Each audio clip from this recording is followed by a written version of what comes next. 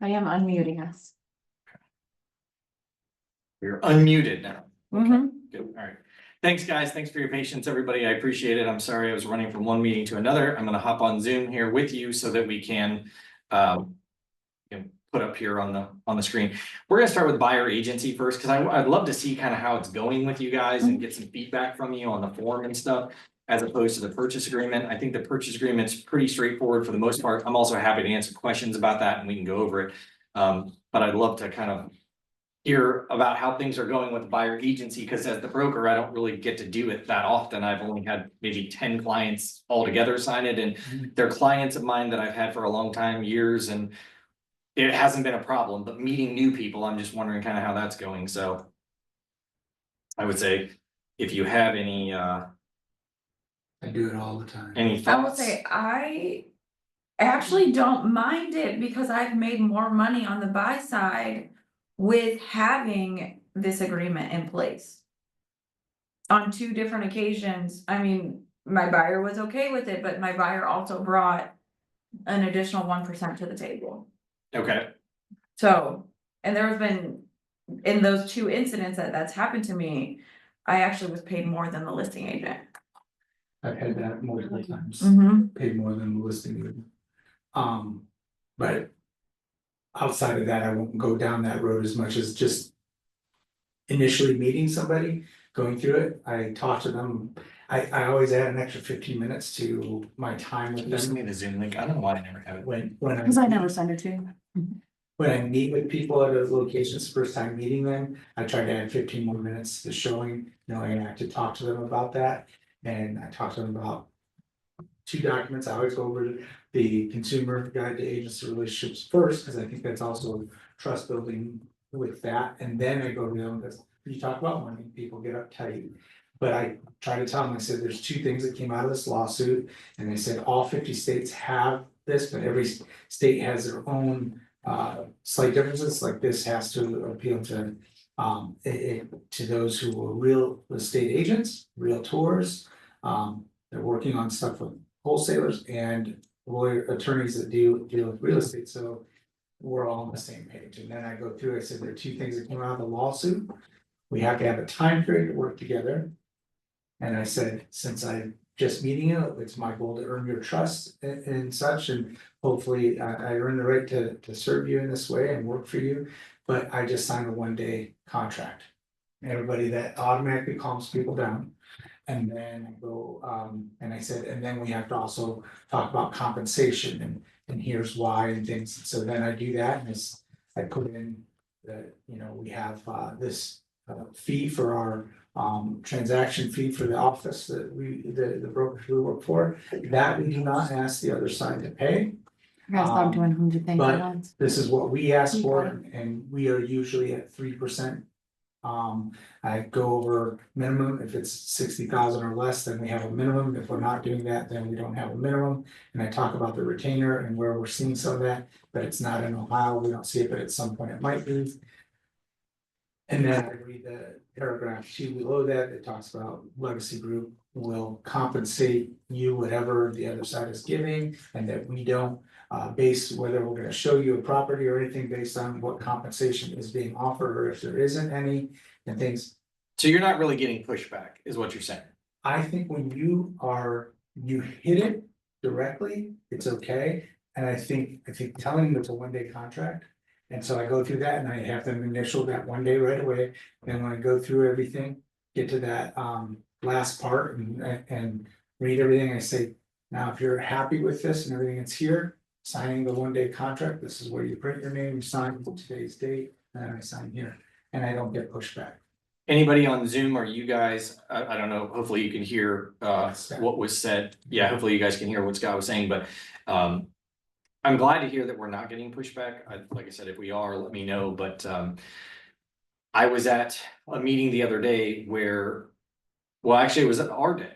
And some of the realtors stopped me on the way out and said that they are hearing that they're really, when they go to ask somebody to sign it, they're hearing from clients that other realtors have not asked them to sign anything and showed them the house anyway. Just happened. Now, I think that there can be some confusion about this with buyer agency, because what I wanna share is that. We can hear, okay, good, no pushback, only minimal, okay, thank you, Brittany, next step. So one of the things that I'm hearing, or that I think is confusing for people is, if you are the listing agent and you get a call on your own listing, you're not required to have that buyer sign a buyer rep agreement, and you're legally still allowed to show the house. Yeah.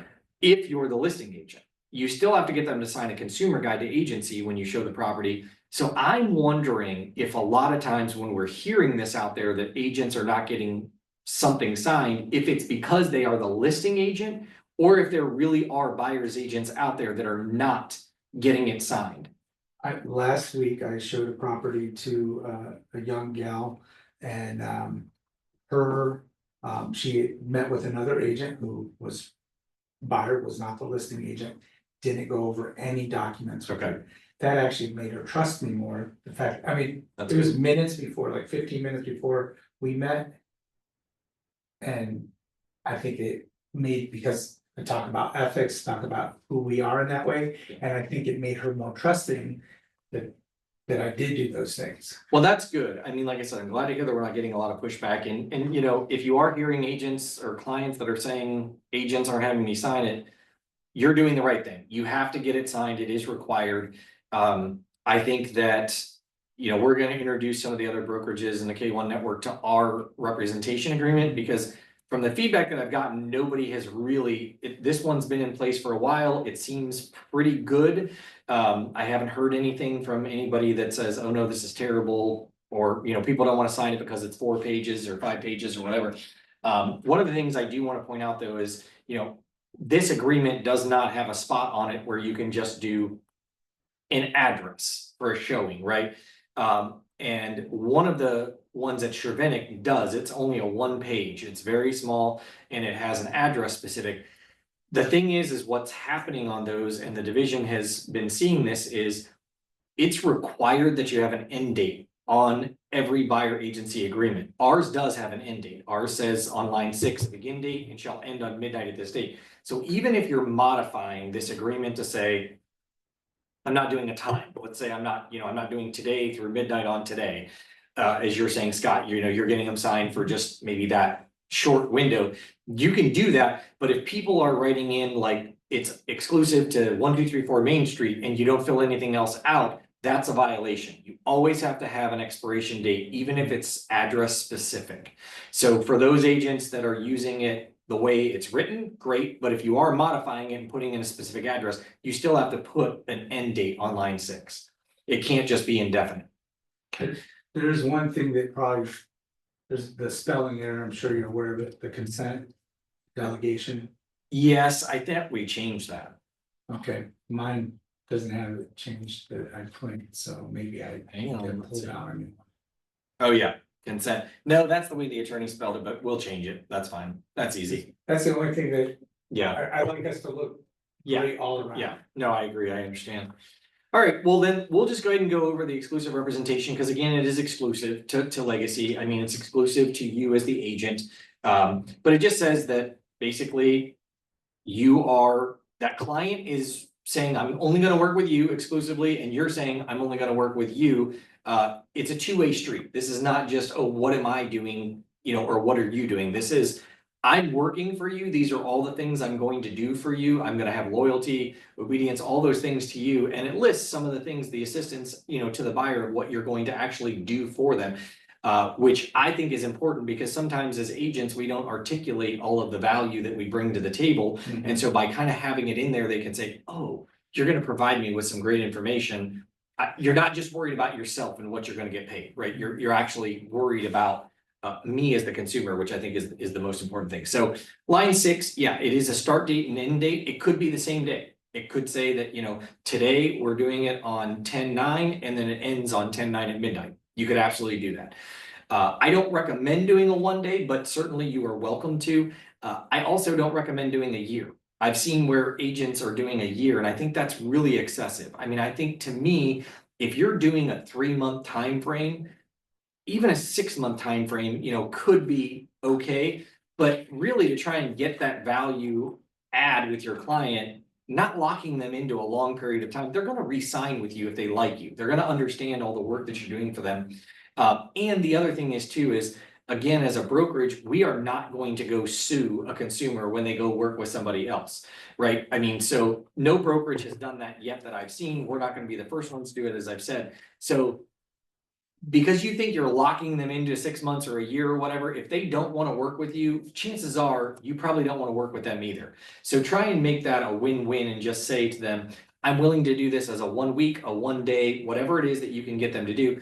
But my preference is that we would work together for a long period of time. If you like the services that I'm providing for you in the first week or two, then I would ask you to sign a new one. I am working with our attorney to see. I'm not sold on this idea, but we did have an agent from one of our other K1 brokerages ask the question, can there be an auto renew on this agreement? I don't know that that's allowed because there has to be a certain end date. And I also don't like an auto renew because that feels just icky to me as a salesperson. Like, I'm just gonna lock you in for this amount of time. Oh, and by the way, it auto renews, so it's like, well, what if I don't want to work with you? I don't want to have to worry about remembering to get out of the agreement. And I think people in their mind have a negative thought on those because they've all been on Netflix and all these other things. They got 3 accounts. Because Right. The auto renew is So a I problem. don't like that language and what it puts in somebody's thought process as they're meeting us. Yeah, I agree. And like I said, I think the answer is probably gonna be, you can't do that because there has to be a definite end date. So how do you do an end date if it's an auto renewal? Well, is it renewal for 90 days and that's your new end date? How does that work? So I'm I'm gonna, used to the uncomfortable conversation as my response to that. yeah, you have to be used to the uncomfortable conversations as an agent because we sadly deal with a lot of uncomfortable Yeah. conversations, but you have to be willing to do that. I learned very early in my career that clients, they might think at first they want to hear, or you think they want to hear, or you say what they want to hear, and that works for you at first. I will tell you, it does not work for you towards the end of the relationship or in the middle, because when you didn't tell them the pitfalls or explain to them up front, they are going to be more angry with you and disappointed and distrusting of you than they are if you just tell them the truth up front and make sure that you have that open, uncomfortable conversation. So, all right, and then line 7 is really just make sure you're getting the initials on there that says that, the buyer, you're explaining to them. So you haven't signed anything with anybody else, correct?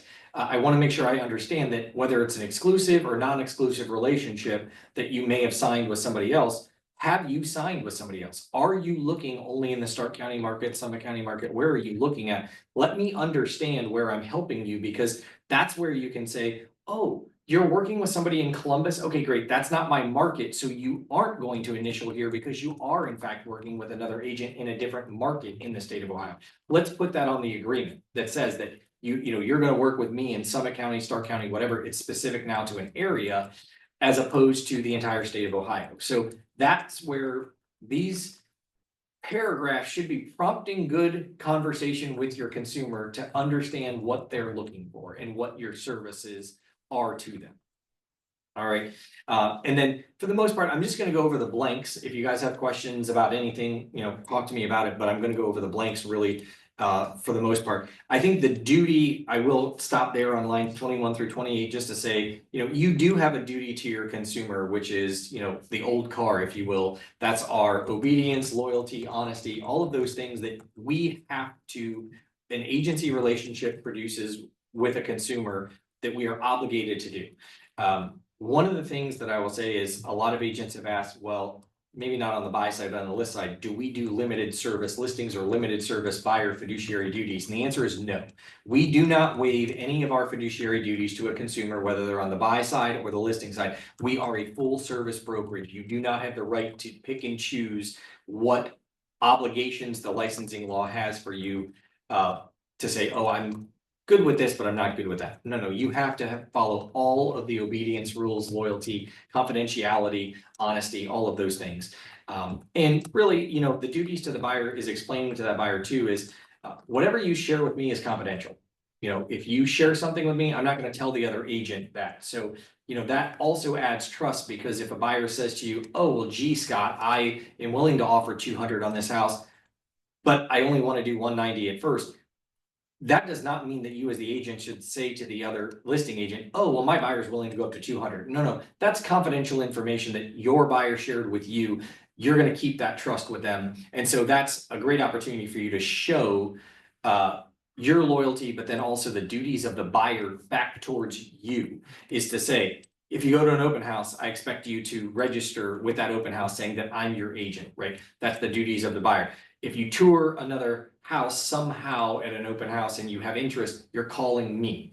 If you set up a showing on a property, it better be with me, right? It shouldn't be with a listing agent, shouldn't be with anybody else. Those are your duties to me because I went over all the duties I have to you on lines 11 through 20. Okay.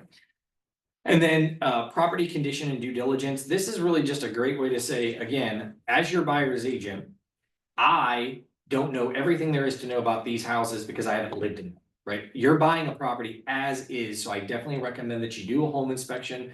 If there is a well and septic and they're in certain counties, you're required to do those inspections. This is the average cost of those inspections, right? So these are prompting you to have a great conversation to lead your client to say, oh, I'm not just going to look at a house. I actually understand what it's going to take to buy this house and go under contract. Okay. And then professional service providers, again, we're going to provide you with a list of home inspectors that we might like to do business with, but we're not going to recommend and star those home inspectors or HVAC inspectors or anything like that. You can have a list of preferred vendors that you might like to work with, but you really want to stay away from the word recommend or preferred anywhere in your documentation. It could be something like, these are the folks that I've worked with in the past. These are companies I trust, whatever the case is, but you really don't want to say preferred and you don't want to say recommended because unfortunately that can get us into trouble. There is a document in .loop and it has the verbiage on it at the bottom that says that even though you may be adding 5 or 10 people to the list that you like to work with or that you prefer to work with or whatever, unfortunately, they are allowed, not unfortunately, fortunately for the consumer, they are allowed to work with whoever they want for the service providers for all of the inspections. Even if you've never heard of them before, doesn't mean that you can tell the consumer, well, you can't work with those people. Well, I don't know them, so you can't work with them. No, they have the right to work with any licensed home inspector in the state that they choose.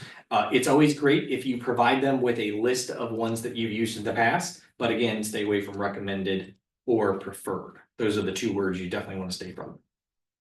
All right, and then seller disclosures, again, this is just great information to say, we don't control how a consumer fills out their residential property disclosure form. So you might look at a house that has an exemption form. You might look at a house that has a seller that has crossed out an X over top of every single line in the report or in the RPD, and they've initialed and dated at the bottom saying, I've never lived in the property. That's absolutely okay if that's how the consumer has filled it out. We can't make them fill it out in a different way. So it's important that you just say from the seller perspective, seller disclosures is, we're going to provide you with either an exemption form most likely or an RPD. However, we're relying on the seller to provide that information. We don't know that information. We're relying on it to be accurate. But again, you should have a home inspection to verify that what the seller is saying is accurate.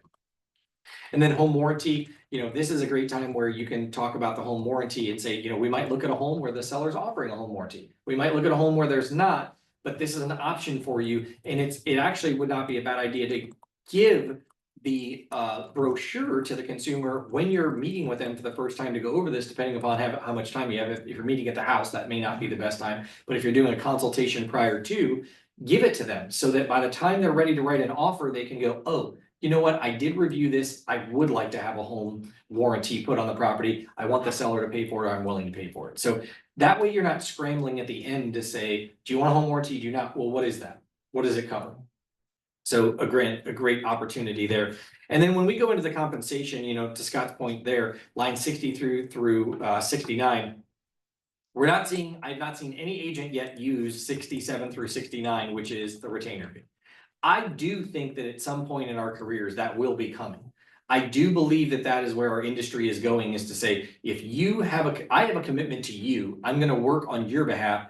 I need a commitment from you, which is where you're going to put $1,000 up front or whatever. This is going to be credited to you when you buy something with me, but we're not wasting my time going around, because a lot of times there are buyers that will just waste your time. And as newer agents, even myself, I remember, you'll take on any client. You don't care if you have to drive to East Liverpool. You're like, oh my gosh, a buyer that wants to look at a house, I'm gonna do it. And then you waste all of your time that you could be using that for business oriented things that are going to make you money, as opposed to just wasting your time and spending money on going to show a property that's too far away.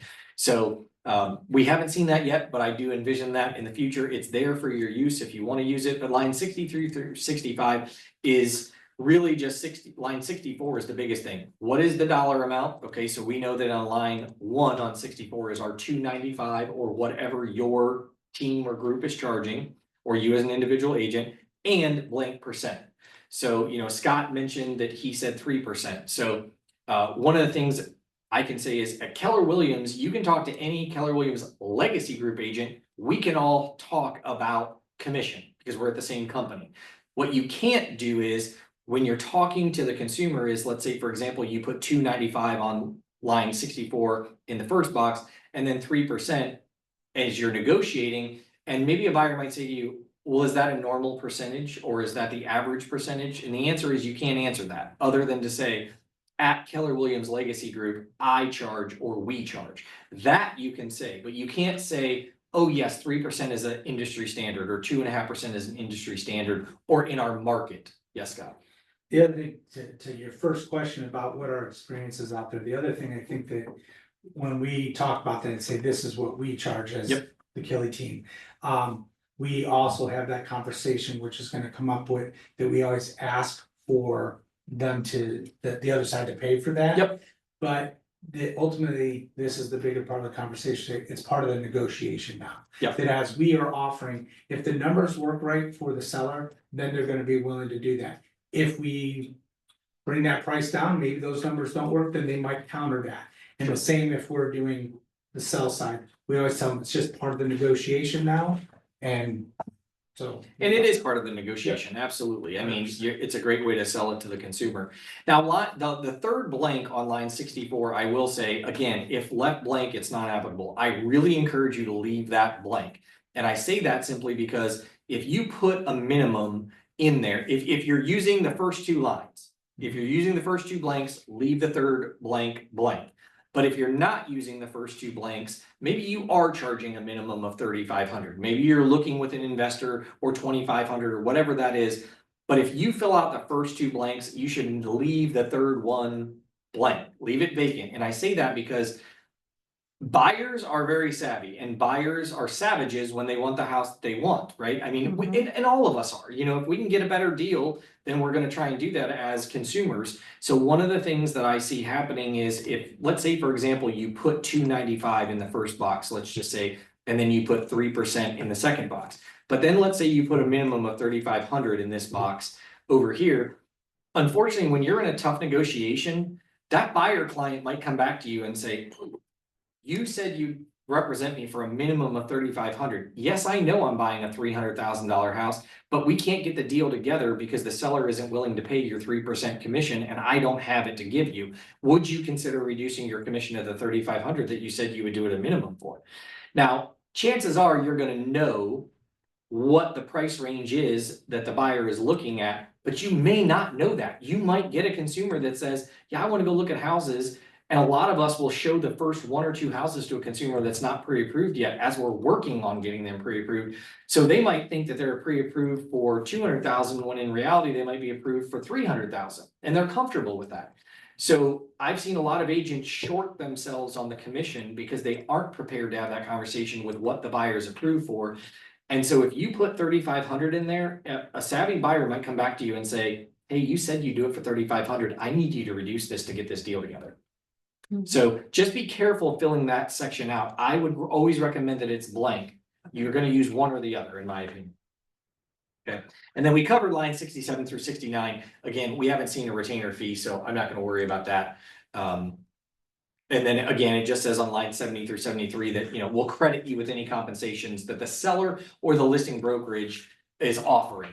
Now, we are not seeing a lot of listing brokerages offering commission anymore. You guys know that our buyer broker compensation agreement has removed that. It's not worth arguing over, by the way. It doesn't matter if it's coming directly from the seller or the listing company. Either verbiage is fine. We just got away from that simply because our listing agreement says that the seller is agreeing to pay the buyer's broker directly. We're not actually collecting that money, so. I think that's how most companies have gone to anyway. And then the protection period, I think that this is great to have a protection period in there. I've seen a lot of brokerages that don't have a protection period, but it just says that basically, you're gonna owe the compensation above, basically within 30 days from the date of the party's written termination of the agreement. So if they go buy something else, but they terminated this agreement, technically they still owe us a commission. Now, again, are we gonna go sue them over it? No, probably not, but it is great for you to go over that with them so they don't go, oh, I saw it for sale by owner, or, oh, I wanna cancel this deal because if I go with the listing agent, I don't have to pay anything and I can get out of owing you anything. They don't know that we're probably not gonna sue them, right? They don't know that we're not gonna go after them for that money. So it's really just kind of driving home that point that they owe you a duty as well, and you owe them a duty.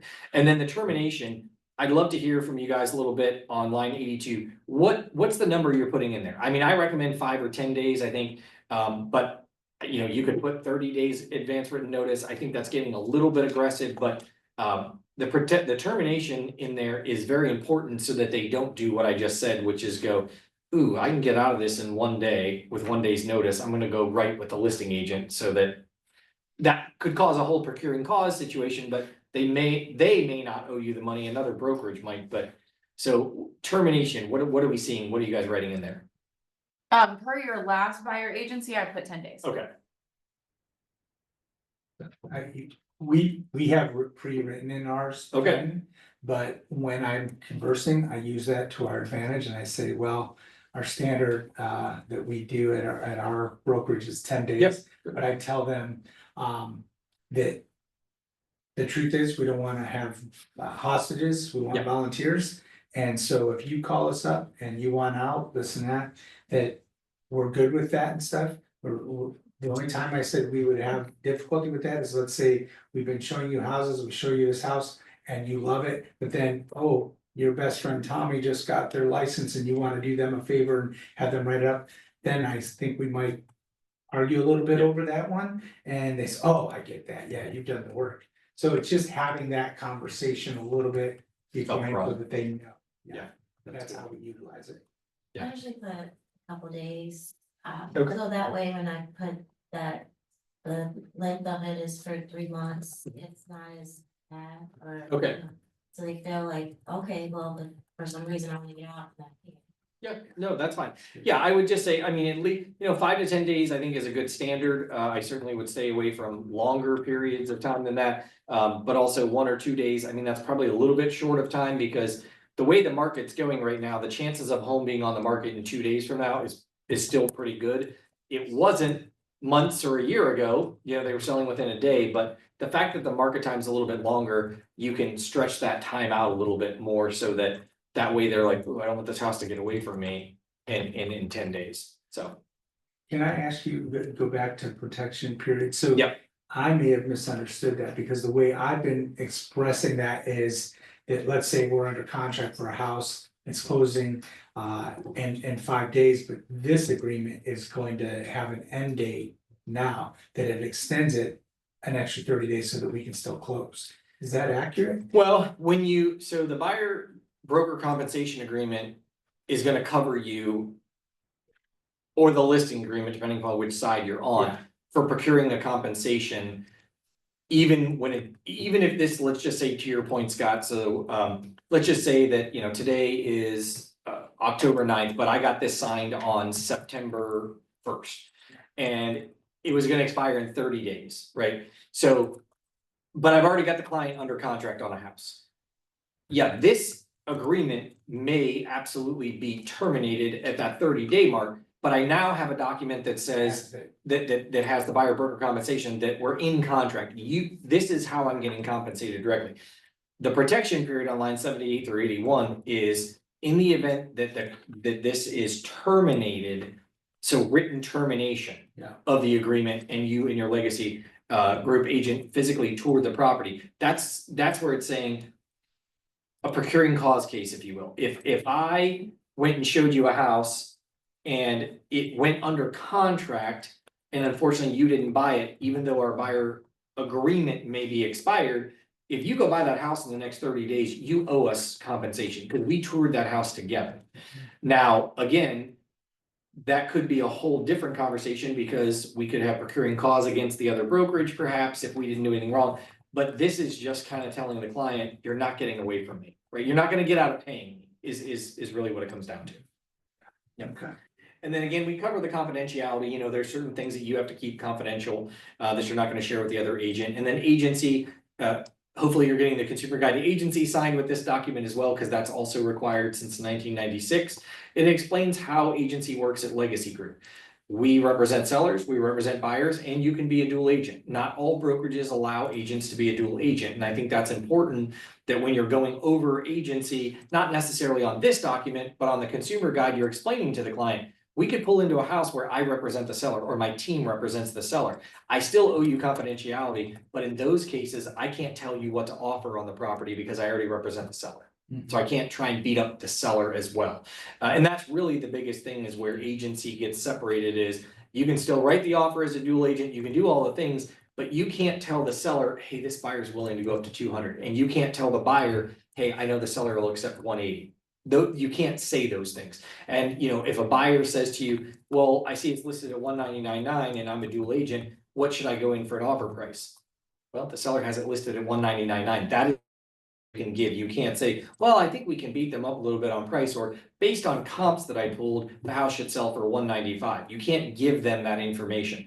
You could give them the comparable sales and say, what do you think you want to offer on the property? But you can't tell them what to offer on the property.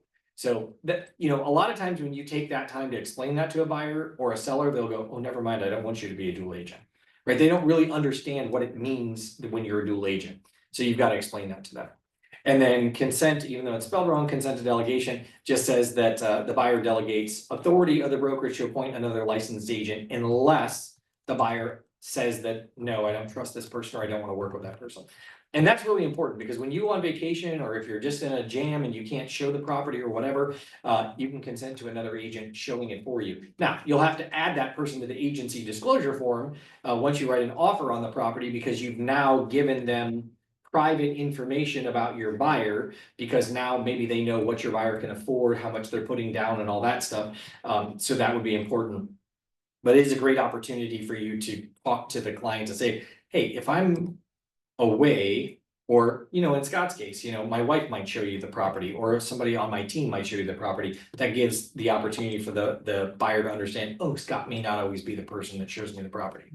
And then fair housing, that statement, lines 98 through 107, that is the same statement that is true for the entire country, more specifically to Ohio, because there are two other ways that you cannot discriminate, which is military status. In Ohio, you cannot discriminate for that. That is not the case in all states, but in national, but it is true here in Ohio. So we have 7 protected classes and then 9 in Ohio. And then cybersecurity, again, just letting people know that, you know, we're not going to ask you for your credit card information, your social security information. And really, that's just a good rule of thumb. You should never be asking the consumer for their social security number ever. Never provide them with wire instructions. You shouldn't be asking them for their debit or credit card information or checking information. That's not for us to ask.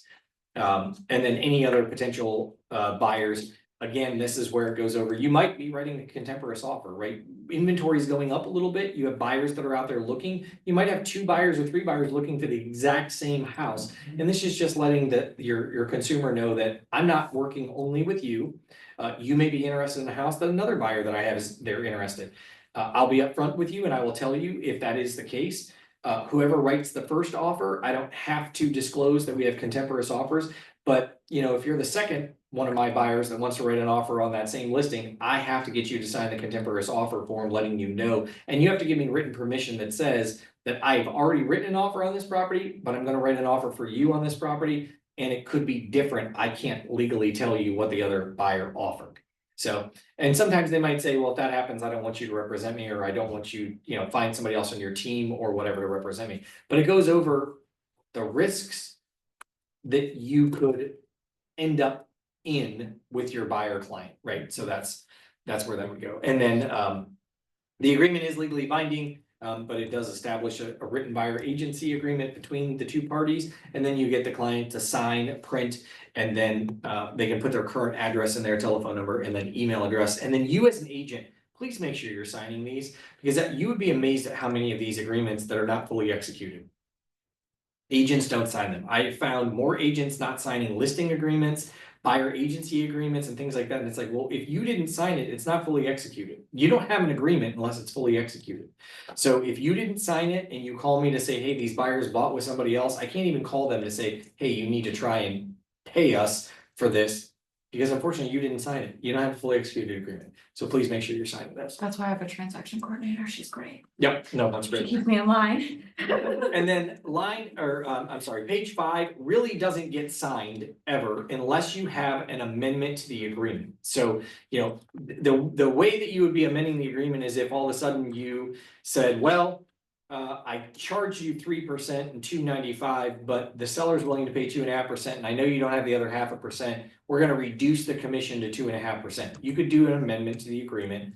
The buyer broker compensation agreement is still gonna cover you if you don't do the amendment section, but it's a good idea to make sure that both forms match each other, so the consumer doesn't think, oh crap, I still owe you 0.5%, even though this document says the seller's paying you 2.5%. And you verbally told me that you're gonna accept the 2.5, but I'd feel much better if it was on this document and written so that they both match each other.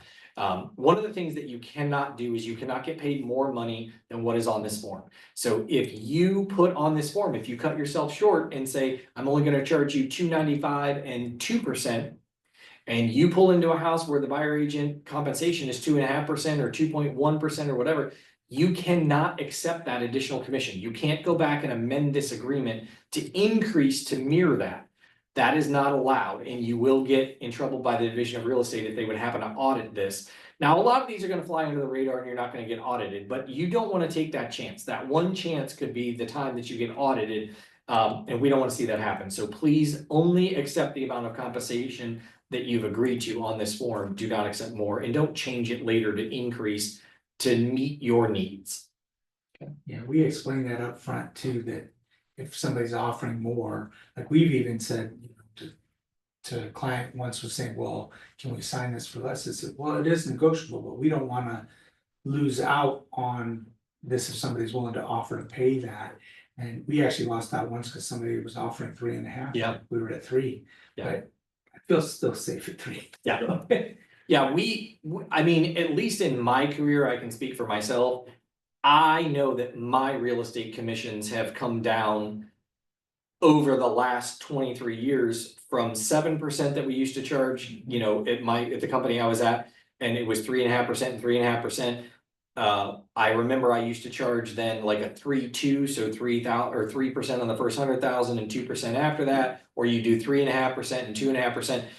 So, you know, I can speak of what I've done in my career, and now I'm charging more standard of 2.5% is really what I'm seeing, especially because home prices have gone up so much. I mean, when you're looking at a $200,000 house or a $400,000 house, there's a big difference between what you're paying. When you're paying $10,000 in commission, or even on a $300,000 house, $7,000 in commission, you know, that's a great paycheck for us. And I know it doesn't go all directly in your pocket, but the consumer doesn't realize that, and they go $7,000, you know, to rate this transaction. They don't understand all the great things you're doing in the background.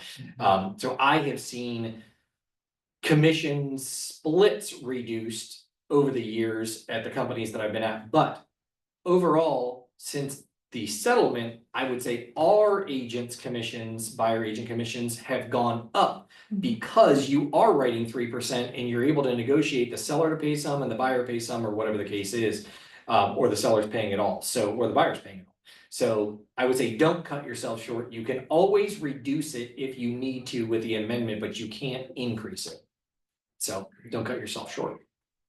All right, yes. When you extend it, say you need more time with them, can you just put it right there in the amendment, or do you also need to change the end date and have an initial next? Well, you always have to have an end date, but what I would recommend is not using the amendment to extend the time frame. I would write a new one. And I say that because that starts a new beginning date and a new end date with them.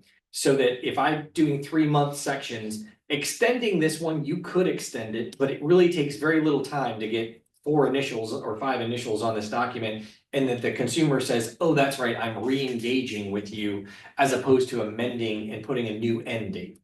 That's my recommendation. I do not recommend that amending date wise. That's my personal opinion. I'm not saying that you can't do that, but I wouldn't. Just write it, And do and another just say one. this one's expired, if you guys Right. don't mind, let's write another one for whatever amount of time. Yeah. And I do that especially those first few weeks, and once I've earned their trust, I wanna say, hey, can we write one for 30 days? Can we write one for 45 days? Whatever they're comfortable with. And usually, when you hit it direct like that, you make it seem like this is normal business. They're Right. taking their cues from you. And so I think you can communicate that in an effective way that they'll be like, oh, yeah, absolutely. I also think it's a great time to have that conversation too about the compensation you're being paid. Mhm. Because let's say you did put 2% on there and now you've shown this buyer 15 houses all over Northeast Ohio or Southern, like wherever you're going, it's like, you know, I've taken a lot of time with you, we've driven this many miles or we've done these many things or whatever. I'd really like to see, can we agree on a 2.5% commission or a 3% commission or whatever? A buyer may be okay with that, they may not be okay with that, but I think that's the great time to have that conversation because, it's one thing, I would say in my career, on average, I would show a consumer a maximum of 7 houses, and out of 7, we would get 1 under contract. That's what I would say the average has been in my career. Now, lately, over the last few years, I don't show 7 houses. I'm lucky to show them 2 houses or 3 houses because you have to write on something immediately and there's not as much available. But there have been times in my career too, where I thought this is gonna be a very easy consumer to work with. I've reduced my commission or started at a lower commission. And I've shown them 17 houses or I've driven all over because they have no idea what they want. I've got a consumer right now that I just wanna strangle because they will text me and say, can we go look at this house tonight at 5:30 or 6:30 or whatever? And I'm at the point now where I'm going back to them to say, did you look at the aerial? Did you look at the sheriff's website? Did you do all these things? Because out of the last 3 times we set up showings, they canceled one on me because they went to work and their work people told them it was a bad area. They didn't want to see it. So I had to change my schedule, canceled it, which, okay, great. I had to cancel the showing. That's better than adding another one sometimes.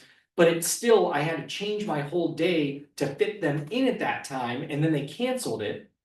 And then the second time, they decided that they wanted to look at a particular property. We got there and they didn't like it. They didn't even want to go in the house because they didn't like the outside surroundings. So that was another waste of my time. And then the other day they said to me, well, let's set up the showing for tomorrow at 5:30. I set it up for 5:30. Then something came up for them, so they needed it at 6:30. So I changed that. I changed my schedule, the seller changed their schedule, obviously, to let us in the house in that time frame. And then all of a sudden they said, oh, I did an aerial view of the property and I didn't like it. So, having these conversations with your consumers up front and setting expectations, like this consumer now, I didn't take any time to show them that stuff, but I'm having an expectations conversation with them now to say, before you text me to set up a showing on a property, did you drive by it? Did you do an aerial photo? I don't expect those things, but we're not gonna keep setting up my schedule around your schedule, only to find out that you didn't like anything about the property and we didn't even go in it. So that's where I would say sometimes you have a little bit more of a difficult consumer and you don't realize it. And now you can say, I wanna amend that commitment that you're gonna owe me. And wouldn't that be like, when you're getting close to expiring, this is what I have with one of my clients that we had to do another one. I do 3 months. Yep. On my buyer agreements, and then and I had showed her 15 houses in those 3 months, and she's, I like it, but this, I like it, but that. And so once that came to expire, I go, okay, let's talk about what you really want. Because going back and forth and you like something and then the exact same house has the exact same thing and you don't like it in this house though. So I like set those expectations with my clients of what do you really want? Cause it's exhausting. Yeah. Yeah, all right, so Deb's saying 10 to 15 days in that one, which is great. I'm thankful for Deb keeping us straight. Yes, agreed. Deb did a great job. Oh, I'm not watching them. I'm a brand new agent, so this is super helpful. Okay, good, Sherry. Yeah. And that's why we hold these classes. I mean, you guys have all been here probably multiple times, but it's great to go over these because I think we learn from each other as well. Yeah. And I think that's the important thing too is, you know, the document can be well written. That does not mean that it's the best thing for you to do is just read verbatim what's going on in the document. It's great to hear interactions and conversations amongst agents and real life experience with clients. So Well, I think a lot's changed since August 17th of last year. it really has. Yeah. The initial responses were harder, especially when parents come along. I Yeah. never had that. I had a guy say, don't trust this guy. He doesn't know what he's talking about. I never had to do this one about a house and I showed him the laws of it, but I lost that client because of the dad. Yeah. So now people hear the conversations, it's more. Yeah. They're expecting it. Yeah, which is good. So out of curiosity, Scott, do you get it signed before you meet them and schedule the showing, or do you do it when you meet them at the Annette likes house? to do that, but I like to go to the house because you have to know your strength. And I think my strength is being with people Okay, and earning that trust there. So I just tell them, this is what we have to do to go in to view the home. I said, it's a 1-day contract. I said, wouldn't want to sign a contract with somebody either, you know, and stuff. And so I can usually sell it for that. And then they send me, hey, I want to go see these 2 houses. Okay, we're going to sign another one. And then usually I can get them on a week. And then soon it's 30 days if it takes that long. But yeah, I'll, because if we put ourselves in their shoes, what do they want? They just want to see the house. Nothing's changed on their end. Yeah. We have to follow the law. And so I think then when we are saying, hey, this is the law, then that also says, okay, I like this guy's trying to follow law. It tells me something about their character. You know, this person wants to follow law. But they still just want to see the house. So that's why I'm willing. I know some people are like, if they're not pre-approved, I'm not this. Well, then I'm getting them pre-approved too. Yeah. So you're building that trust and the ability to work with them, which ends up building the trust for a referral later. That's my thinking on it. Any Does that help? agent that really Yeah, just yeah. comes off and says, I'm not willing to show you anything unless you're pre-approved, they're most likely having a very established business of referrals and repeats, and they're leading a client to get pre-approved right away, and that client's trusting them. But I know in my experience, I will say, I will usually show a client a house or two Mhm. before I say, we're not going out again until you get, because the first conversation is, have you thought about getting pre-approved? It's not house specific. Let me go over all this with you. And then, you know, by the second time, they've kind of got a rapport with you a little bit, and now they're excited about looking at houses. And so it's like, well, the next step is really, if you liked this house and wanted to write an offer on it, we could write an offer, but it's not going to get accepted because no seller in their right mind is going to accept an offer without a pre-approval letter. And we are shopping based on what you perceive as you can afford. Maybe you can afford more, maybe you can afford less. Let's figure this out together. So I think that unless you have a hard rule of I will not show you a house unless you're pre-approved, you should not have that mentality, because you have to treat all consumers the same too. You can't say, oh, I'm gonna say that to this person, but not this person. That could be discrimination. So you wanna set a standard for yourself, and whatever that is, you need to go with it and follow it. But I would say most successful agents that are building a business, you are not gonna be successful putting a hard line in the sand saying, I will not show you anything unless you're pre-approved. You're gonna lose that client to somebody like Scott that's going to be, let's go look at this house, let's get a rapport going, then they trust you and they're gonna go, oh, I'm willing to go get pre-approved. What you're saying makes sense. Mhm. All right, we'll go over the purchase agreement. I think we did an hour and a half of the class, Mhm. so we'll try and run through this too. The purchase agreement, we haven't done too many updates, so I'm gonna just hit kind of some of the highlights, because we did do a few things that I think are just really important for you guys to notice. On line 1, the permanent parcel number, I know that spot is a little bit small, but sometimes there can be more than one permanent parcel number. So please make sure that when you are looking at a listing, don't trust what the listing agent has in the MLS for the parcel number. I have seen properties where there are 2 parcels, the house is split directly down the middle, sitting on 2 parcels. That's how you know. And you're like, what, that's crazy. And so you wanna make sure you're putting all the parcel numbers in there that are conveying of the property, because in my career, I have seen where the title company has transferred a parcel that's not supposed to be transferred. I have seen where they Don't transfer a parcel that is supposed to be transferred because it's not on the parcel number. And boy, after a closing, it's a little bit difficult if a seller thinks they have you over a barrel that says, oh, well, that one didn't transfer, but these two parcels did, but that third one didn't, too bad for you. You gotta pay me an extra 30 grand if you want this parcel. It can really be a struggle, so please make sure you're putting in the right parcel numbers and verifying. Sure. The tax record, is that really quick? You know, that's funny, 2 years ago, we had a buyer on a property in New Philly. And 1962, somebody messed up and didn't transfer property. It lost half the yard because of it. I believe it. Yeah, and so then the seller reduced it $15,000 for my buyers to stay in it. But Which is Yes. good, not all sellers would do that, but that's why it's important, I mean. A consumer relies on you as the professional to make sure that you are looking out for their best interest, so. I know that, we can write an offer within minutes sitting at home on the computer, or whatever, but. You really have to make sure that when you're writing an offer, you're not rushing through it so much that you forget that there's additional parcels. Or parcels that you're adding that shouldn't be, because those can be missed too. And then the address in the county on line 2, pretty standard. The offer price on line 4, earnest money amount. Just a word of advice, you do not have to have earnest money to constitute a purchase agreement. Now, as a listing agent, I'm gonna request to my seller that you put some earnest money down, and hopefully my seller agrees with that. But I will also say that earnest money laws in the state of Ohio, in my opinion, are a joke, because it's very difficult to get the earnest money back. I've had agents say, well, if your financing falls through, you'll get the earnest money back when they explain earnest money. That is not true. If you're saying that to your client, you could be lying to them potentially, because there might be a seller that says, I don't care if your financing fell through or not, I'm not giving you that earnest money back. Without a signed mutual release, a court order, or a successful closing, which is the best one that we like, the earnest money's not going anywhere. It's gonna sit for 2 years in a non-interest bearing trust account, and nobody's getting that money until after the 2-year period, which then the depository will write the check back to whoever wrote it. So please do not say to your clients, it's automatic that you get earnest money back, because it's not. And the other thing is, that's really important, is the Division of Real Estate is very big on earnest money laws. Our contract says within 72 hours of acceptance that you're going to deposit the earnest money.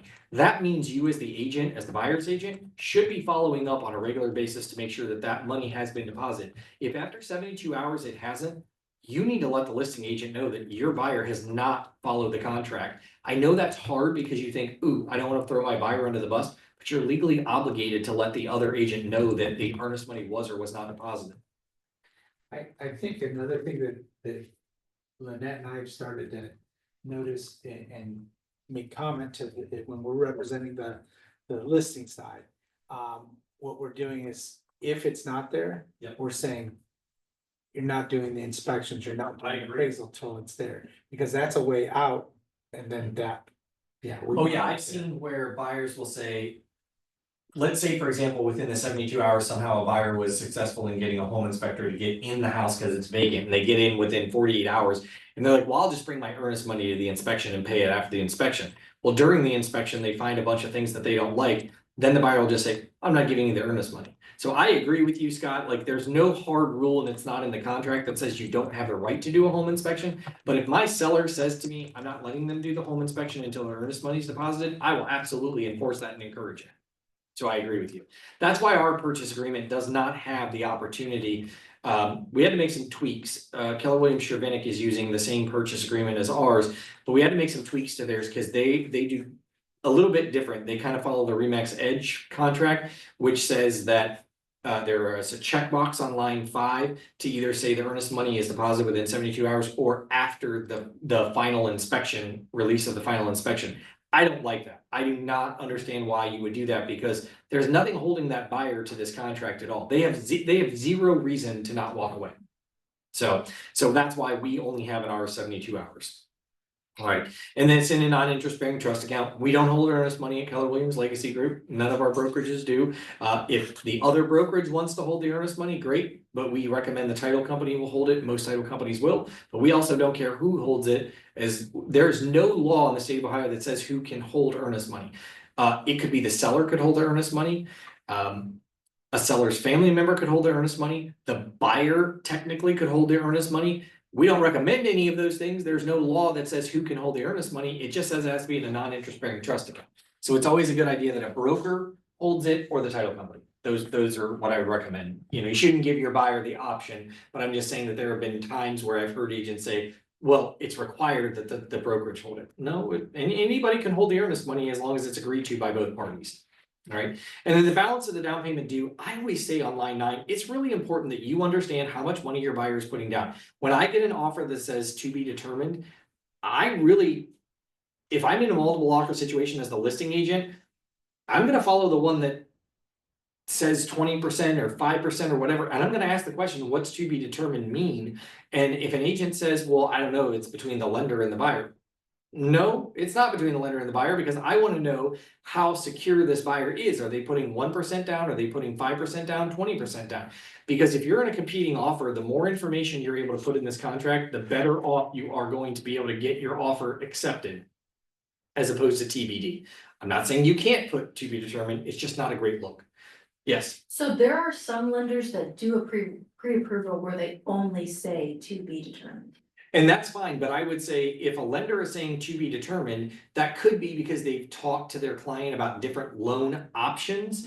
And so in that case, I would say, talk to the lender and say, what are the options? Is it 1% down a minimum, 5% down a minimum? What's the minimum amount of money that they're gonna put down? That's what I'm gonna put in there.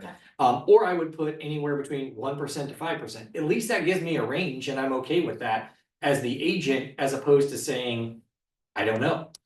Right? So that's what I would say. Amount to be financed then is whatever the balance is. And I know, again, it can be a little subjective. You know, those are not super important because maybe the buyer is putting 5% down, but you put 1% down. But the buyer found a loan with this lender that says they're gonna put 5% down. Okay, so those amounts might be off a little bit, but as long as you're putting something in there to show and convey what the seller can expect from the buyer, and so can the agent, then that's good. The loan type, you know, I get this question a lot is, can a buyer just change the loan type in the middle of a transaction? And the answer is no. The seller has to agree. You can't just go from a conventional loan that you check to get your offer accepted, because I've seen agents do this. And then they'll change it to FHA or VA after the loan is accepted and say, well, they couldn't get approved for that, so we're just gonna change it. If my seller didn't sign up for a VA or FHA offer, you're not changing it to that without our authorization from the seller. Yes. And I'll say that's huge. It cost a client of ours. He agreed to let them change it to a VA. It was another agent with Legacy Group, but my client wanted it sold. There was a divorce situation going. But that meant a well inspection. It wasn't happening before. We didn't know his well was hand dug, which is illegal in Ohio now. So he had to pay for a whole new well and almost $12,000. Yeah, we can't cover every situation, but if they're gonna change that to a VA or FHA or USDA or anything like that, you really should make sure that you understand what the process is and what your seller could be signing up for, because we don't know sometimes. And in that situation, you might not have known that there was a hand dug well, and unfortunately, it cost the seller. And he didn't know. It was Yeah. hand dug. Yeah, and those situations come up where we Yeah. don't know things, right? But But just overall, different loan types. those different loan types. Now, one of the things I will say right now, just as a caveat, that I don't normally say, with the government shutdown, if you're checking a USDA box, if those loans have already been promised, they're still closing, but you're probably not going to get a new approval on a USDA loan. You might get it so far, but there might be a backlog when the government opens back up, or they may not be promising any of those. So be really careful if you're working with a USDA loan right now. Make sure you check with that lender to verify that they can close on that loan. Because there's a chance they may not be able to. Now, VA, they are still processing VA loans, you're okay there. FHA, they're still processing. But some of the things, and I'll cover in team meeting next Tuesday, is there can be deferments on some of the issues. If you have a government employee, they're still verifying employment and social security numbers, but it can take extra weeks because of the layoffs that the federal government is seeing. The same thing is true for USDA and VA loans, and also the IRS with your 4506T, I think it is, or whatever, 4605T, whatever that form is, where you verify your transcripts, your tax transcripts with the IRS. Any Freddie Mac or Fannie, I think it's Freddie Mac, you, as a consumer, you sign a 4506T saying that the lender can audit the records you gave to them, your tax returns after closing. You have to sign that, but there are some loans that they need the transcripts before closing will happen. And so right now, the IRS is still working on those, but there could be a backlog. So please make sure if you're using anything other than a cash or conventional loan right now, you might want to put some extra time in there just to be on the safe side when we get to the closing time. All right, lines 12 through 14, this is just the seller. If the seller is agreeing to pay commission, that's what goes in this field. If the seller is not paying any of your commission, that field's gonna be 0 on line 12. It's whatever your buyer is asking the seller to pay. So if you negotiated 3% with your buyer, but the seller is only paying 2% of that, 2% goes on line 12, not 3%. It's whatever the buyer's asking the seller to pay. Notice I'm using the terms whatever the buyer is asking the seller to pay, not what the agent is asking the seller to pay, because you don't have the right to ask the seller to do that. It's a negotiation with your buyer. And hopefully you've covered that on the front end when we went over the buyer agency agreement. I've not had a buyer yet say, I wanna pay it, can you ask them to pay the entire fee? Sure, and most likely you're gonna get that, but what's important is you don't wanna assume that a buyer can't afford to pay you, and now their offer is not as good as it could be, because they go, well, I was gonna pay you that money. Right, so you having that conversation with your buyer is really important when you're filling out the first form that we went over, which is the buyer agency, but really important as well when you get to line 12 is, am I asking them to pay anything? Right, because we've seen a lot right now, I say a lot, I mean, there's been a handful of deals where one of our agents has called me and said, Rich, the buyer's agent didn't provide a buyer broker compensation agreement, and they have written nowhere in the purchase agreement that they're asking for the seller to pay any commission. What do I do? It's nothing. It's nothing, but my answer is you need to talk to the seller, because either the seller's willing to accept it as it is, which is great, but you could come back in a week from now and the agent realizes what they've done, and the buyer goes, I can't afford to pay the agent, I'm not closing on the house now. You could play hardball and be hard-nosed and say, well, too bad, Mr. or Mrs. Seller is not paying anything to the buyer's broker. I would rather cover it on the front end and call the other agent, the buyer's agent, and say, you did not put any commission in here. I wanna make sure that my seller and I understand, you're not asking the seller to pay any commission, is that correct? Because 9 times out of 10, they're gonna go, oh, I missed that, or whatever the case is. Now, that's why I said talk to the seller first, because you can play it one of two ways. You don't wanna give away money of your sellers that you don't have to. But 9 times out of 10 also, if the buyer can't afford to pay it, they're gonna say, I'm not buying the house. So covering it up front to me is the better way to do it than it is to do it the latter, which is just stick your head in the sand, you and the seller, and say, oh, they didn't ask for it. And then it comes up at closing or before closing, and then the buyer can't buy. And then you just wasted time. And then you just wasted everybody's time on it. And I keep saying 9 times out of 10, but that's true. 9 times out of 10, the seller's gonna end up saying, oh crap, well, if they can't close, I guess I'm gonna pay it, right? So, or you might have a hard-nosed seller that says, no, forget it, but that can harden the seller, because now you gotta put the property back on the market. And we know that, you know, we're seeing longer market times, and properties that go on the market and come back off, sometimes you're stigmatized, right? So. All right, secondary offer, I had an agent text me the one time, they go, hey, I'm writing a backup offer, where's the secondary offer for? Nope, it's on lines 18 through 22, it's there. Are you laughing because you know who it is? No, I'm laughing because I know people. who- Yes, so anyway, a secondary offer is if you are writing a backup offer, and it is a secondary offer, that's exactly what it means, it's a backup offer, it's secondary.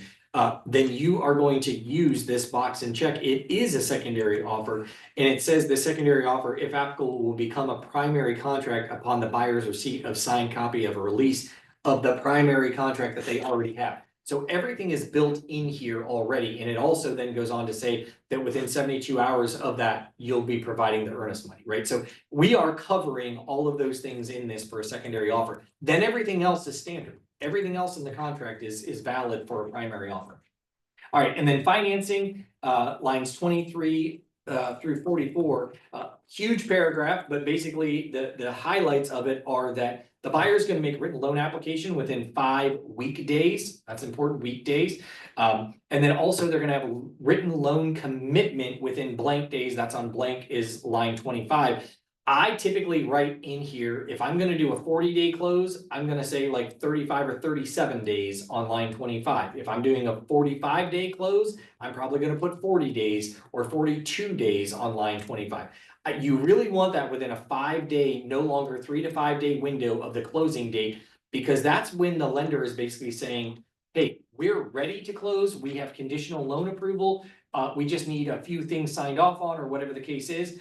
We don't typically follow that in Canton, Ohio, but I will tell you, there are brokerages in northern Ohio and southern Ohio. They absolutely say, you didn't have written loan commitment within this time, I expected you to provide it to me, we have a dead deal. Now, our contract does not say time is of the essence, so you typically don't have a dead deal, but you'll have some hard-nosed agents that'll say, you didn't provide me with this. And normally I don't get loan commitment from the lender. I don't get an email from them saying, hey, we're committed on the loan, it's conditional loan approval or anything like that. But it is important that you not put 10 days in there or 5 days or whatever the case is. I've seen agents put very short time frame in there, and it's like, well, wait, closing's not for 60 days, but you said we're gonna have loan commitment in 5. So that doesn't really make sense. Especially if there's a better secondary offer and you're in the first position. Yeah. You wanna make sure of that. Yeah. Cause they could kick you right out. They want to. And they want to, that's right, they're looking for ways to kick you out of that primary position, yeah. And then it just says, the buyers, they're gonna use their best efforts to obtain the loan. They're gonna comply with all the lender requirements and provide everything that they need to. But it also does say that, if the buyer fails to make the written loan application or obtain loan commitment, which is why those are two very important, within the time period set forth, then the seller's written election, this agreement shall be deemed null and void, and the parties can sign a mutual release authorizing the return of the earnest money to the buyer. So again, to Scott's point, if you write a really strong offer and you're the primary offer, but you don't follow the timeframes that are set forth in this contract, you can kill the deal for your buyer. So it's really important that you go over that with them. And then the seller credit would be on line 30. That's basically if the seller's paying any closing costs for your buyer. I am starting to see more and more of that again, whether it's conventional loan or a non-conventional loan, doesn't matter. I am seeing more and more of that. Typically for an FHA loan, a seller can only contribute 6% of the closing costs, so 6% of $100,000, $6,000. If it's a conventional loan, it's usually 3%. Check with the lender to verify. So that'd be $3,000. So don't promise your buyer that you can get $10,000 in closing costs if you're on a $100,000 house, because the maximum they can get is either 3% or 6%, most likely. Okay. And then it just says that money goes towards the buyer's prepaid, their closing costs and everything like that. It can go towards your commission as well, but it would not go first towards your commission. It would go towards the prepaids and closing costs, things like that. And then if the buyer is electing a VA or FHA loan, then on line 34, that's where you're gonna say not to exceed blank number, blank dollar of repairs. What I would say is things to stay away from is not put to be determined in there. To be determined is signing a seller up for a blank check, or it's signing them up for a 0 because it's to be determined. It's negotiated later. And I've also seen where agents will put 0 in there instead of to be determined. And that also sets your buyer up for failure because that obligates the seller to pay 0 in any repairs that an appraiser would find for a VA or FHA loan. So I like to say a good rule of thumb is, if you really don't see anything wrong with the house, it's got GFCIs, it's got handrails, the roof looks good, the HVAC is newer or looks like it's maintained or whatever, you could put $500 or $1,000 in there. I think that that's fair. If I see cracked windows or broken glass, or I see chipped or peeling paint, I might put in there $1,500 or $5,000, depending upon how much work might need to be done. But it is negotiable. But if you put in there to be determined or 0, you're really setting your seller or your buyer up for failure, in my opinion. And I know some agents will argue that and say, well, no, because if I put $1,000 in there, the seller's gonna think that that's what they have to pay. And I don't know how the buyer's or the listing agent's explaining it to the seller. I understand that, but we work for the buyer. You work for the buyer and you need to protect the buyer. We're not worried about how the seller is getting this explained to them. We're hoping that the agent's professional and explaining it the way they need to. Okay.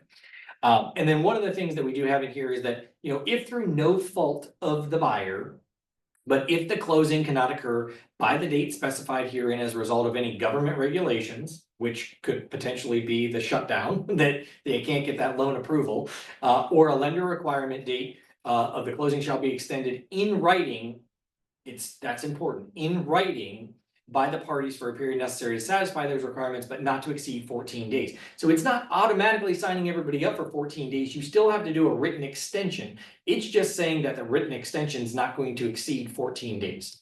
That's really what it's saying. Can it be done in a text? Cause I thought it could. 'cause You that's- could do a text, but I would tell you that an addendum is gonna be your best friend, because a lot of lenders won't use this verbiage there, or the title company will want a written extension of the purchase agreement.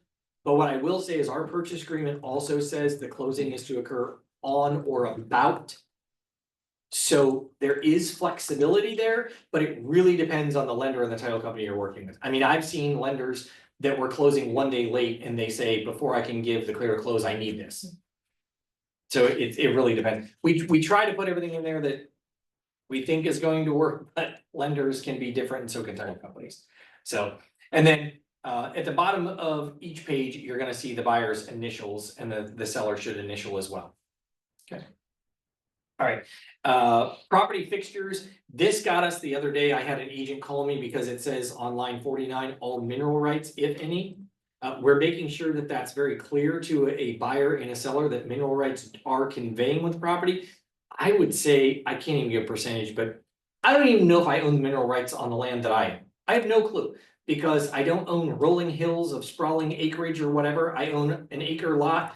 And even on my investment properties, they're city lots or whatever the case is. So I don't know if I own the mineral rights or not, but that's important to some buyers. It's not really important to me, but it could be very important to some buyers. We had an agent call me the other day that said in a counter offer, the seller crossed out all mineral rights and initialed it and said those are not conveying. And the buyer's like, well, that's not what I was offering. Okay, well, now you have a counter offer. So reflect your price on that or decide whether you're buying the property or not. The MLS does not have to say whether mineral rights are conveying or not. And even if it did say that they are conveying, a seller could still take it out if it's not in the purchase agreement. So, you have that conversation with a buyer, and if you're on the listing side, having that conversation is important. I think that's gonna be a huge mess in our future. I do too. I wish we would get ahead of it at the state level. Because title companies don't research that. There's only like 2 or 3, I think, in the area who will even do it. So they excuse themselves from any kind of coming back on them. Because they don't have the resources to do it. They're not putting. And we don't attorneys on see that. it typically in our areas so much because we have cities, township, villages that have plat maps and they're not large enough acreage, but when you get into some acres, I mean, there's absolutely could be some serious money in mineral rights in selling those. And if you don't have them, they can come in and tear up your property. And they're coming. Yeah, oh yeah, That whole discussion is in our, right where we all are right now. yeah. And the oil and gas industry is coming back, so I mean, you're right, it could be something. But that's very important, and anything that's not in here that's considered a fixture, anything that's attached to a property is considered a fixture. We actually had, not at our brokerage, but at one of the other ones, a seller took a hot water tank. They said, well, it wasn't in that contract, and it's like, well, it was because it was attached to the property. Well, it wasn't really attached, well, it was attached with the pipes that you took out. So yes, it was, and it was either attached by a gas pipe or an electric line, it was attached.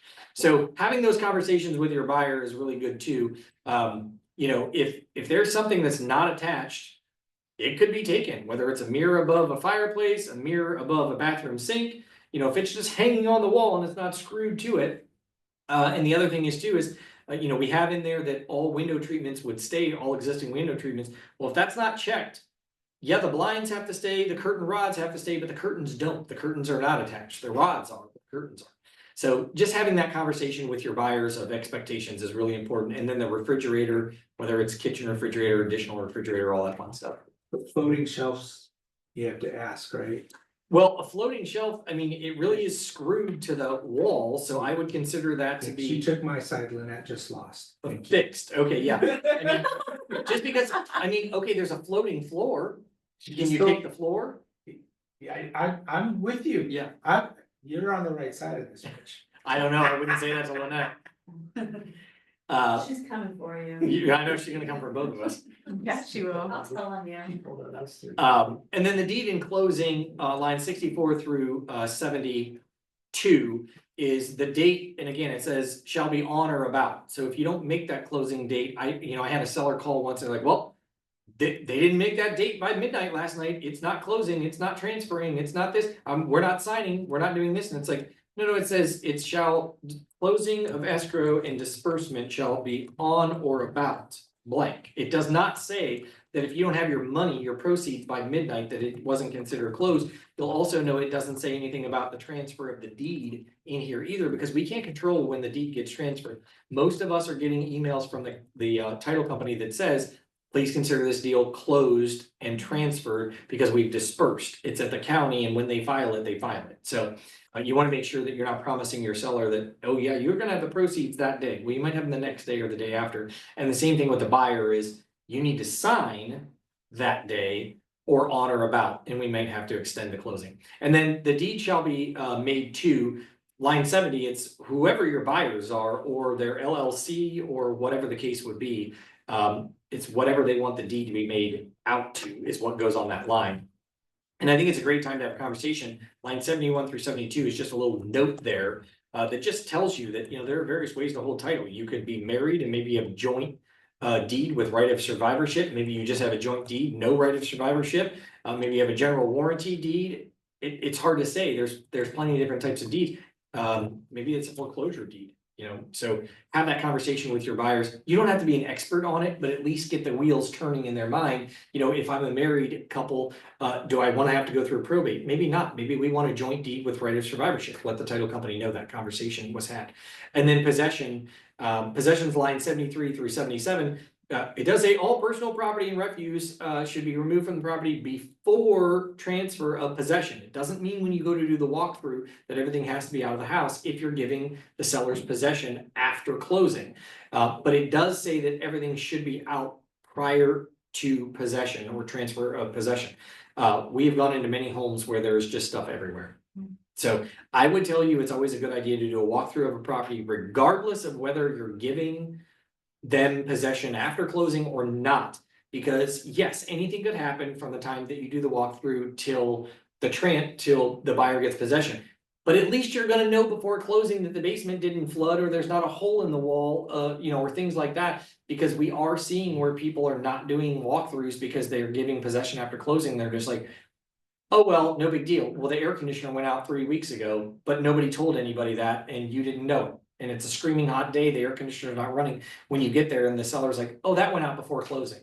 So, have those conversations about doing the walkthrough, but also making sure that with the listing agent that, if a house is full of stuff, like just confirming, hey, it's gonna be out of there. And then how many days you either get possession on the date of closing or you get it within so many days of closing. A note here would say, if you are extending the closing date, you better make sure that you're understanding what possession looks like. Because so many times agents will extend the closing date, but they forget that they put the possession date. And if you don't move the possession date too, the buyer or seller might be very confused on when they're getting the keys to that property. So you just want to make sure that you're covering both of those. And then evidence of title, we do have in there pre-typed that it's going to be with American Title Solutions. That box is checked for your convenience. You can uncheck it, and it has the or on line 80. There's a blank there. You can fill that in if you're using a different title company. And the other thing is we do require, it's on line 78, an Alta homeowners title policy. That is a little bit more expensive of a title policy. It covers the buyer for a few things that the regular policy doesn't, the Alta policy. And so sometimes a buyer or seller, an agent might say, oh, we're not doing a homeowner's title policy, we'll do an Alta policy. It is a few $100 difference and it can cost the buyer and seller more, but it just gives them the added protection. And since we're representing the buyer on this, that's how we have it written in there. I really don't hear a lot of feedback or pushback on that at all. Nobody really says anything, but just to give you an idea. If you have questions about that, talk to a title company rep, they'll explain the differences between those. One thing I want to, it kind of goes back up when we were talking about things left at the home. We've experienced a lot in Tusk, so anybody who goes down to Tuscarawas County, the hot water tanks, a lot of times are not owned. Yeah, they're They're rented. leased, and so if you don't know that, you may have a surprise. And so just, if you work in that area, make sure and find that out, because you can usually buy them out. Yep. The seller can if you're representing a buyer, and then they get. The same thing with propane tanks. If you're not familiar with working in an area that has oil tank or propane tanks, understand that if the property has oil heat or it has propane heat, who owns the tank? How much fuel is left in the tank? Is the seller asking for a credit for that or are they not? There's a lot of things that can go on with propane tanks and oil tanks. So if you have not sold a property with that, I'm telling you now, be very diligent. Don't just be ignorant to the fact that it's gonna stay or the seller's not gonna ask for a credit for all that. And when you think about that, you think, well, why would I give a credit?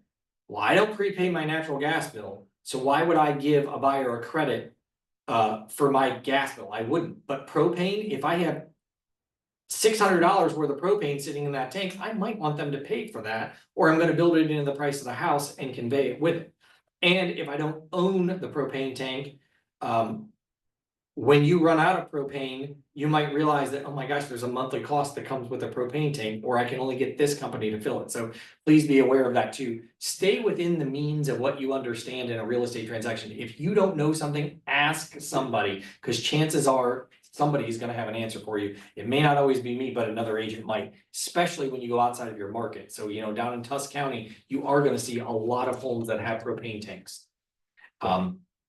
All right, we're hinging on only about 5 minutes left. I wanna honor everybody's time and commitment. So I'm gonna talk really quickly, and if you guys have questions, we'll take those. But I'll say, lines 92 through 97, taxes, utilities, and notices. This just says in very bold letters that agricultural tax recoupment would be paid by a seller. That is important for you to know. Typically, it doesn't happen often because we're selling, again, properties that are not sprawling acreage or whatever. But that is a conversation you can have with a title company. If a buyer has the intent to take 10 acres and turn it from farmland to residential land, there's a good chance that agricultural tax recoupment, the seller will have to pay that money back for the last 3 years to the county. That may not involve your buyer, but I will tell you, it will be a conversation piece for you when you are on the recipient end of that. So always make sure you understand what the buyer's intentions are for a property. I think typically you have to have at least 10 acres or 5 acres to get that agricultural tax, and part of it has to be farmed. Don't quote me on that, but you can check with the auditor's office on that as well. And it just says that basically a tax duplicate, that's what the buyer is getting credit for. If for some reason, and we do have it in here, if for some reason a tax duplicate is not available because it was a new construction home, then we're gonna take 30% of the property value and the title company is gonna hold that amount. And so that those taxes can be paid. That has happened once in my career so far where a builder was like, oh no, I was only giving the credit of the vacant land, which was like $500 or whatever. It wasn't very much. It's like, no, you signed an agreement that says that we're gonna hold up to 30% of that because we don't know what the improved value is going to be because it's 1 year in arrears. And the buyer's not gonna be on the hook for owning that property when they did, or the tax bill for that property when they didn't own it. That's why that 30% is in there. So in case people have questions about that. Megan's Law, or actually I'll do line 104 just says, typically we see about $250 or $200 that you would put in that line. It's just a sewer and water hold for the seller because sewer and water typically run with the property if it's in the city, if it's in a city. If it's in a village or a township, it may or may not run with the city. It may run off your social security number. You need to figure that out and find out. If it's a well or a septic, there's no reason that you're putting any utility hold in there because there is no water or sewer that runs with the property, and electric and gas do not run with the property. It runs with your social security number. So things to know. Megan's Law, if there are any sexual offenders, predators, anything like that, you need to make sure that the buyer's getting on the sheriff's website for that county and finding out. Be careful because we all live next door to them or around them or whatever. You're gonna see a lot of dots on there. And then any damage or destruction of the property that's above 10% on lines 110 through 114. If a property is damaged during the loan process or the buying process, I should say, it's a conversation. Is the buyer going to accept the house as it is and take the proceeds or credit from the seller? If it's damaged more than 10%, the buyer may back out of the deal. And we have seen that happen. It doesn't happen often, but it can. A house can catch on fire, it can flood. There's all kinds of things that can happen during a real estate transaction, so be careful. That's why a walkthrough is really important, even if the property is vacant before you close on it. And then representations and disclaimers on lines 115 through 125. It just says that you're buying the property as is as the buyer. You relied on the residential property disclosure form. to the best of its ability and the knowledge of the seller, but also your home inspector and things like that. But you know, if you are using a property for an intended purpose, call the zoning department. You're not relying on us agents to say, yes, this property is grandfathered in and it can be used as single family or multifamily or commercial or whatever the case is. Like, you as the buyer, you're buying the property as is with its current zoning. If you want to change that or do anything, that's on you. That's not on us. And then it goes over that the seller is required to fill out the property disclosure form, not how, but that they're required to fill it out. And then lines 136 through 137 just say the buyer has received it or they haven't received it. Line 137 confuses a lot of agents, so I just want to clarify that it does say that the offer is subject to the seller delivering to the buyer a copy of the completed property disclosure form within 3 days after acceptance, unless the sale of the property is exempt from Ohio Revised Code. There are 7 exemptions. So just because you check that box doesn't mean you're going to get one within 3 days. You might get an exemption form, or you might not get anything because the exemption form is not required by Ohio law. That form is an Ohio Realtors form as a courtesy to let a buyer know why there is an exemption, but it is not a required form. So you may not get an exemption form, but the seller might say, well, I'm a trustee. They're not required to give the exemption form, but it's always a good idea. Okay. And then lines 140 through 149, seller shall pay the cost of any gas line repair found between the street and the foundation before the date of closing or restoration of utilities, whichever is sooner. The reason that that's in there is because you'll see that we're going to start to get more foreclosures again. And a lot of times utilities are off, or vacant properties. Utilities are completely off. During the inspection period, gas may be restored to the property. If there's a leak found, we want the seller to pay for that. But if you don't turn on the utilities for an inspection, you close on a property and the gas company then comes out, which we just had happen to one of our sellers and buyers. They came out, restored the property. It wasn't even a foreclosure. What happened is the buyer never called to have the utilities transferred on the property, and that is not the fault of the buyer. The buyer left them on and said, take them out of my name as of this day. The agent conveyed they should turn them on. The buyer said, I'm not moving in for a week. Put it in the back of their mind, forgot about it. They get to the property, they can't even open the garage door because the electric's off. Not the fault of the seller. They called the gas company and electric company to come turn them on. The gas company said, well, because it was turned off, there's a turn on fee and we have to come out and test the lines, make sure there's no leaks. They found a leak in the front yard, and unfortunately, it was a $3,500 or $3,600 fee that had to be fixed. The buyer tried to come back and say it was the seller's fault and the seller should have known it. Nope, sorry, it's not the seller's fault, and we had it in the contract. You could have transferred utilities and figured that out beforehand, which you didn't do. Now it's your responsibility. So that's a great thing. It doesn't come up often, but it can. There's some things in there in that particular paragraph about health code violations or city violations. If it's up to $500, the buyer is taking on that responsibility. If it's over $500, the seller is taking on that responsibility. But if you are not aware of any code violations, then you obviously can't convey them. But if you are aware of them, that's what this would cover. Inspections, you need to be making sure that you're checking yes or no to all of these inspections. Just because it's not checked doesn't mean you're automatically waiving them. If you look on line 164 through 166, it specifically says that the buyer waives each inspection to which they have indicated, not indicated yes to. Check no. That means the buyer has very clear understanding that they didn't check yes to it. There's a no there. They don't have a right to do it. Now, the caveat to that is you can see that we put in big bold letters on line 177. Within 3 days after the completion of the last inspection, the buyer shall choose one of the following. They're buying it as is, but they get to choose whether they're terminating the agreement, accepting it, or what have you. If they check no to something, the paragraph directly above that will cover. Let's say, for example, the general home inspector finds mold in the property and they say, I think you should have mold inspection. Great. I didn't check mold. However, lines 172 through 176 say that if you notify the seller that another inspection is recommended by the home inspector, you have 7 calendar days to perform that inspection. So you should not be checking yes on the other box anymore and writing in there any inspections recommended by the home inspector or any inspections deemed necessary by the home inspector. It's already covered by our attorney. You should not be doing that. The other box is there for you to say, I want an HVAC inspection, a roof inspection, a pool inspection, a very specific inspection, not anything other than what is covered specifically in there. All of our Northeast Ohio purchase agreements you check yes or no and identify the inspection that you want. If you get if you get the statewide purchase agreement or you get a Columbus board contract, those buyers are allowed to do any inspection known to man and they have 10 days or 14 days to do them. They don't have to get permission from the seller to check yes to everyone or no to everyone. We are weird in Northeast Ohio. We don't think we're weird, but everybody else does. Because we say, yes, you can do this inspection or no, you can't. A lot of other contracts throughout the state, buyers welcome to do any inspection they want. So just be aware of that. And then an ROC is very, did I say very important. If you don't do a release of inspection contingency within the time allotted, the seller has the right to actually null and void this contract, or the buyer can. And so if a buyer or a seller is looking to get out of the contract and you don't take that within 3 days of the last inspection and do the ROC, or you don't have one fully signed in the time frame that it tells you here, which I think is five days if I'm not mistaken, then unfortunately, you've just damaged this contract for your buyer.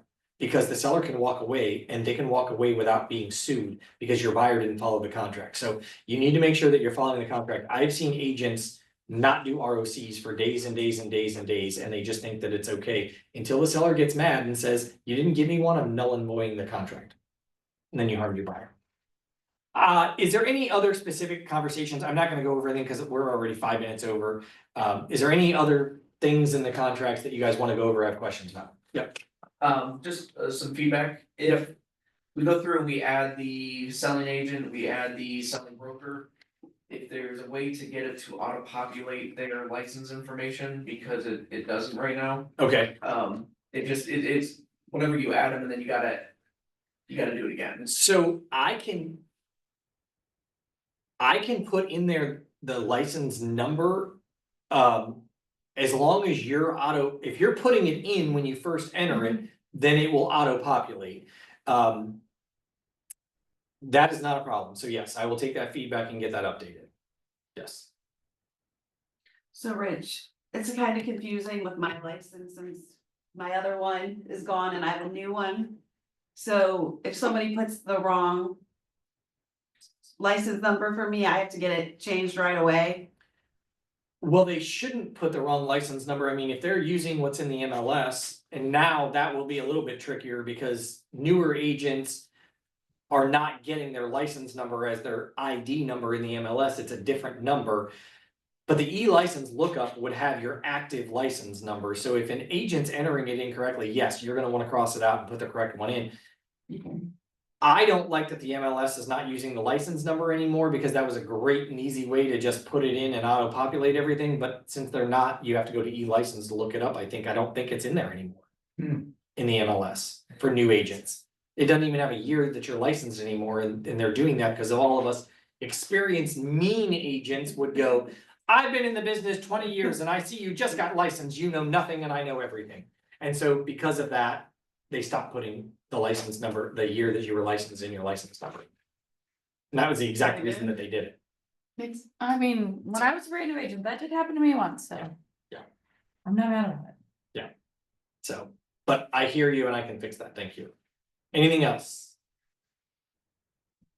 Okay, thanks everybody on Zoom. Thanks for being here with us. Thank you.